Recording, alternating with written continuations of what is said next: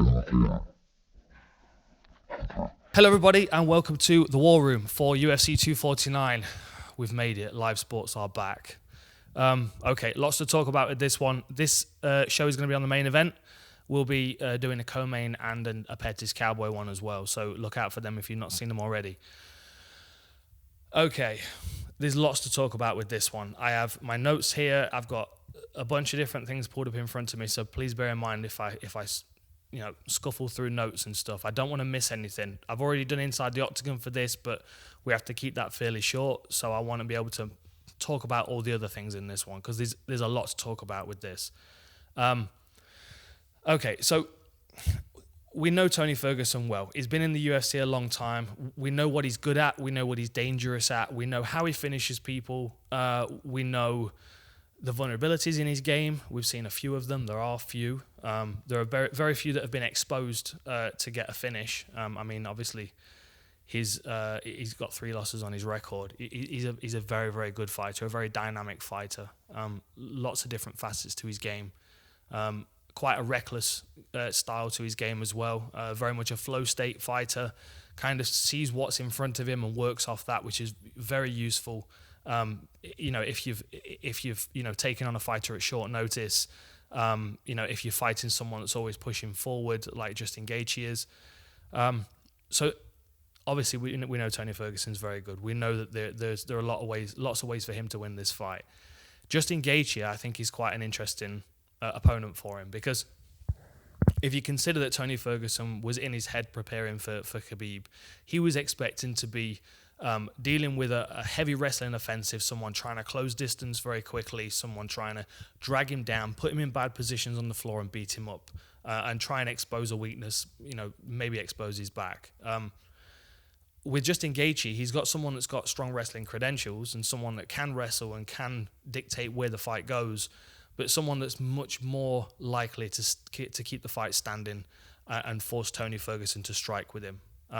Not that Tony Ferguson's going to mind that, but again, the unpredictabilities in his game, they do leave holes in his game. They do leave opportunities for someone like Justin Gaethje, who has got one-punch knockout power, to find their way in and just crack him clean and put him on the canvas. One thing at the top before we get into the details, the recovery on both these guys is very impressive.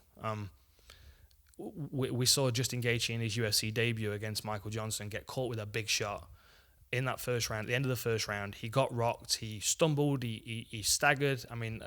Arguments that he was saved by the bell, absolutely. But, he does recover, he does come back to win. Tony Ferguson, same thing. I always think back to the Lando Venata fight. He got caught clean in that fight.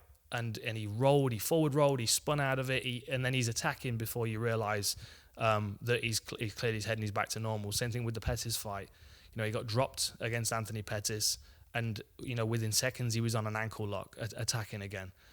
Difficult to keep up with, difficult to capitalise on when they're both hurt, which is probably going to make this a long and messy fight, which I think we're all hoping for, including Justin Gaethje, who I spoke to the other day, and said that he said that he's hoping Tony Ferguson breaks his nose because he can't breathe out of it anymore. So he'd like Tony Ferguson to break it so he can get it repaired.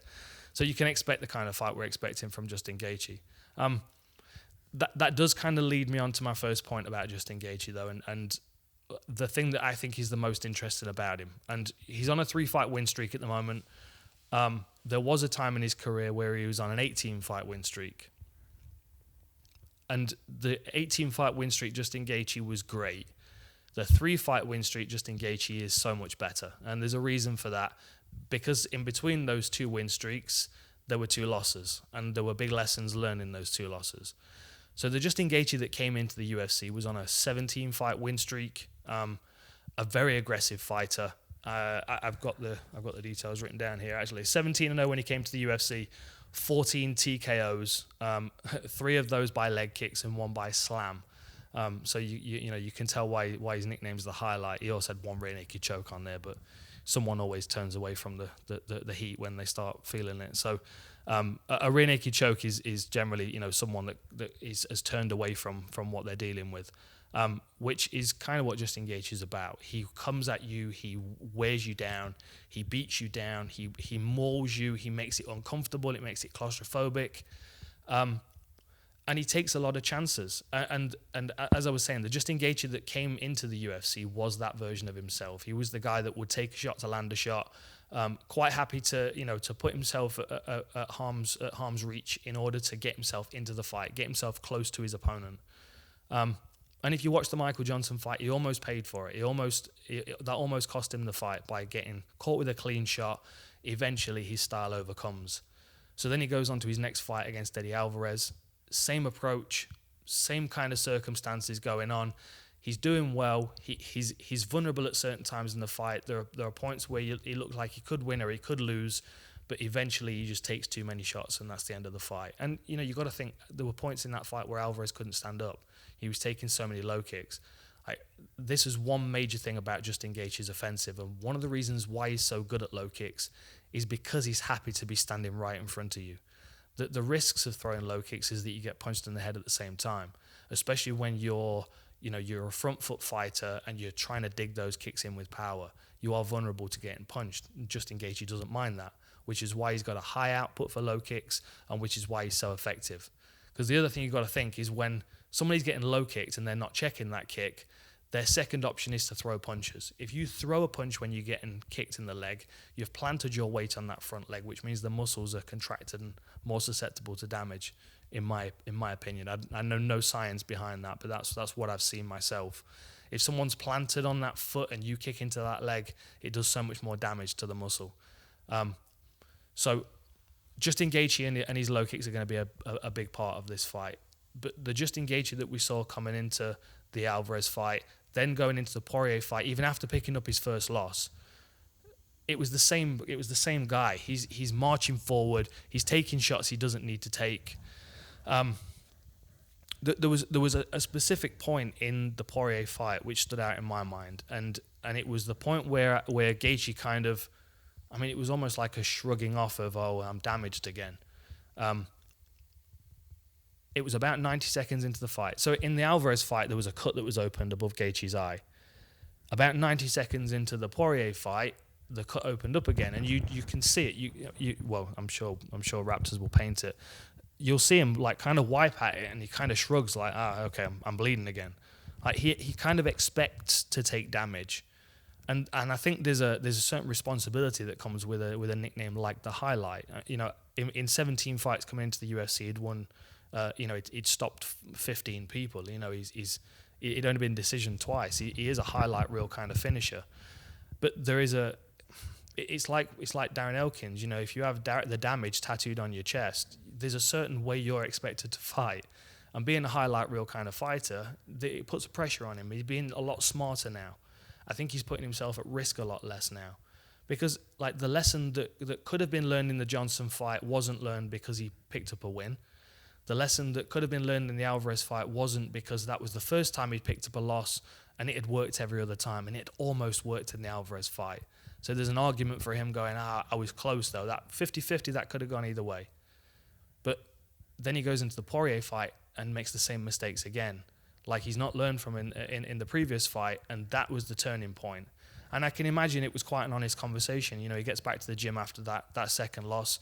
He sits down with his coach, who is a great mind, Trevor Whitman, a fantastic mind, great manufacturer of boxing gloves as well.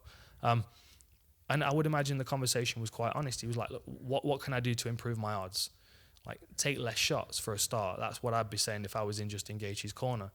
So that's where the head movement comes into play. He's not headbutting fists to land his own punches. He's slipping out of the way now to get inside people's reach, which when you've got a 6-inch reach disadvantage like he does in this fight, that's going to be really useful to him. The danger in using that head movement in this fight, obviously, is Tony Ferguson's elbows, because like John Jones, Tony Ferguson has ranges that he shifts through like gears of a car.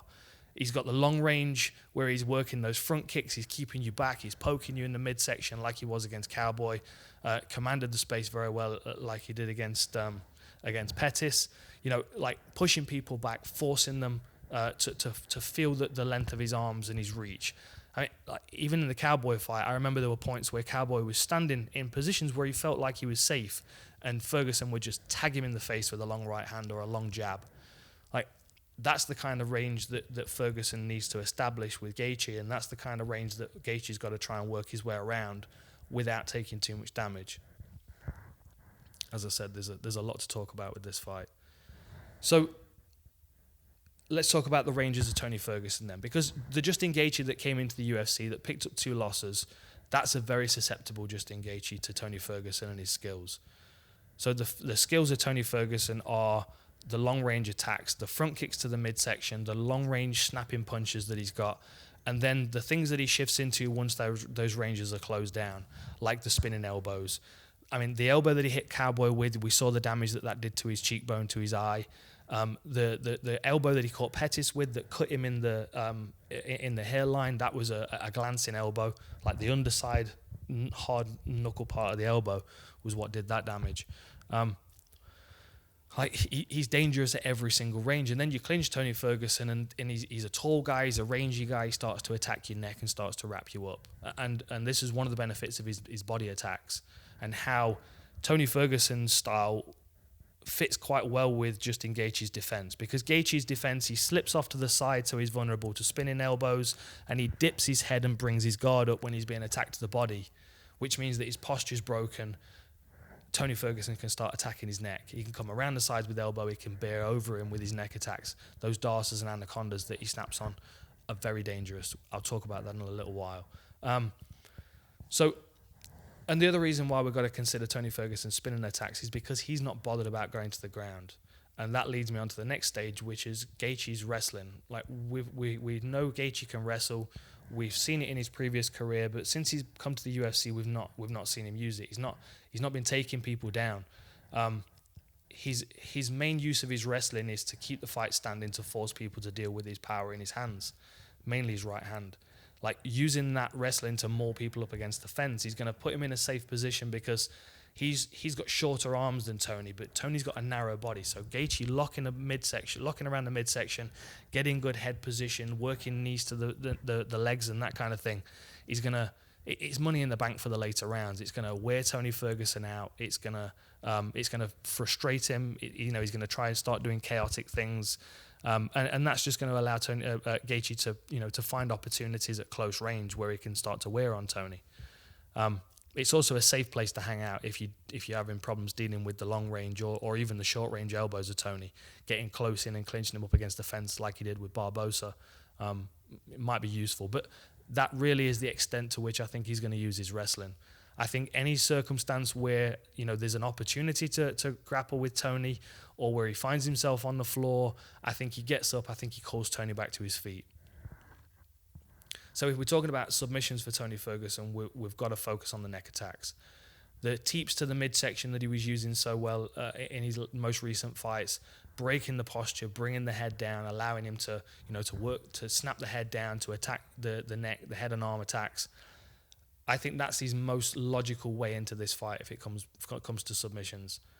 The possibility of him hurting Justin Gaethje and being able to jump on him, catching him with a spinning elbow, Justin Gaethje's reeling around like a drunk on a boat, and he clamps onto him on a rear naked choke.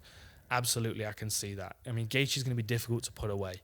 Tony might not clip him with something and then chase him down to finish him with strikes. He might jump on a submission. But it's going to all be about the neck attacks. You can't expect to attack a Kimura, an armbar on someone like Justin Gaethje, or even a leg lock. He's just going to fight through it. You've got to take his air away like you've got to take his consciousness away, because otherwise he just keeps coming. Okay, I've talked about everything. Let me just quick talk about the stats page. So they're both the same height, apparently, 5'11". I would say Tony's slightly taller than Gaethje from my own experience, but hey-ho, I'm not the one with the tape measure.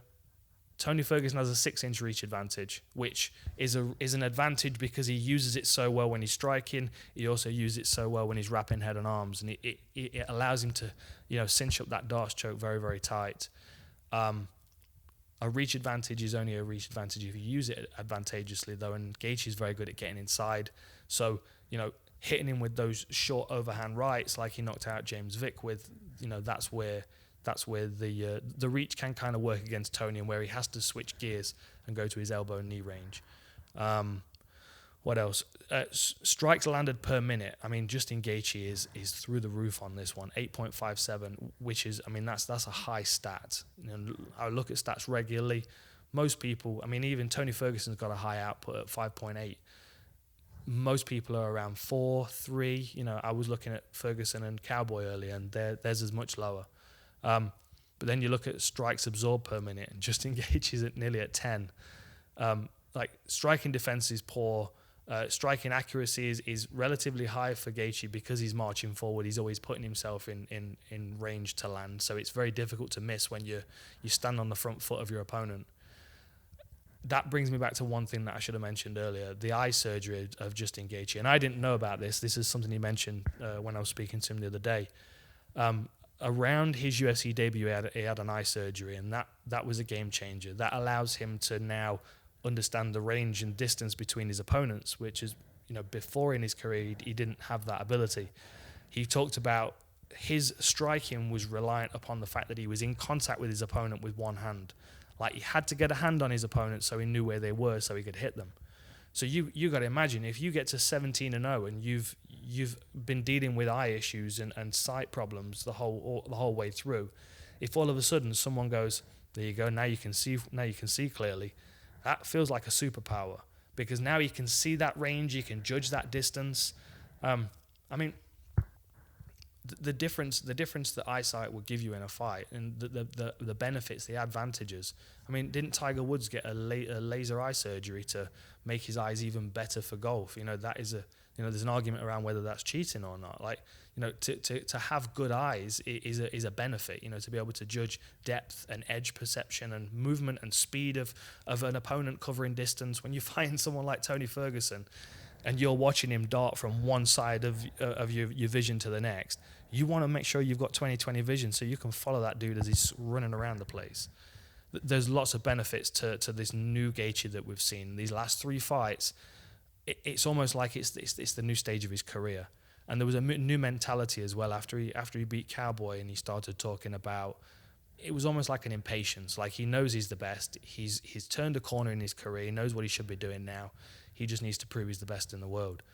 If he beats Tony Ferguson, he jumps the queue. He gets right into that position where he can fight Khabib. And I've been saying it for a long time. I think because he's got a good wrestling style, it can be problematic for Khabib over the distance, and he's got big power. The problems that Tony Ferguson would present Khabib with are the same problems that he presents Gaethje with, though. And there are lots of ways for Tony Ferguson to finish this fight. Justin Gaethje's game plan is very straightforward. Use my left hook to march him onto my right hand and beat that lead leg up with low kicks so he can't move quite as quickly or as agilely. Agilely? Doesn't even sound like a word. Doesn't matter. For Tony Ferguson, it's kind of work off what you've got. If you can keep range, keep distance, pick him off until you've opened him up and done damage. I mean, he's had 2 stoppages after the second round, so 10 minutes in the octagon with Tony Ferguson might be enough to seal the deal just on damage alone. And we know Gaethje's got damage, so that's something Tony Ferguson can work on. Lots of interesting things for this fight. I'm sure that once we've stopped recording, I'll think of 10 more things that I should have told you guys. But enjoy the fights. Send any questions that you've got over Twitter or Instagram or whatever, and we'll see you next time. UFC 249, we're back in business.